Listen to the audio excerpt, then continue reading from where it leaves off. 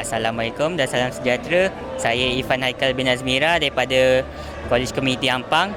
Saya baru di sini untuk semester 2, bermaksud saya baru 6 bulan lebih di sini. Dan saya punya harapan di college ni untuk dapatkan diploma saya, dan saya mahu kerja di luar negara. So first, saya tak sangka langsung saya akan dapat Johan dan juga Minda Mas ini, sebab saya tak pernah buat web teknologi ni.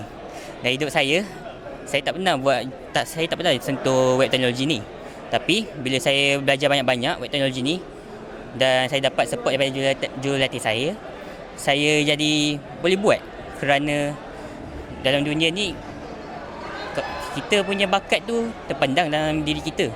Kita punya bakat tu kita perlu explore lah dalam bakat kita tu. Kita perlu explore bakat kita tu.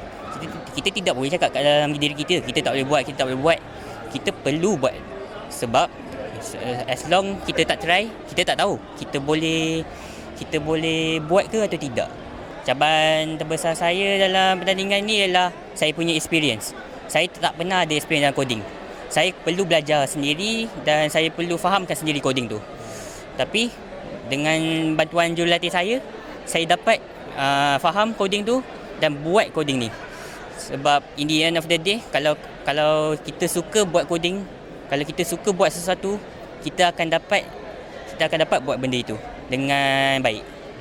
Saya nak bagi tahu kepada semua pelajar polisi skill untuk masa depan nanti, korang tak payah fikir banyak-banyak je, buat apa benda yang korang suka. Kalau korang suka web teknologi ke, welding ke, apa-apa je acara ke, pertandingan ke, buat saja.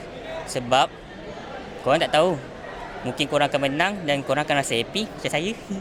Korang tak tahu, mungkin itu bakat anda. Hanya Allah sahaja yang tahu, dan hanya korang saja dalam hati korang yang akan tahu.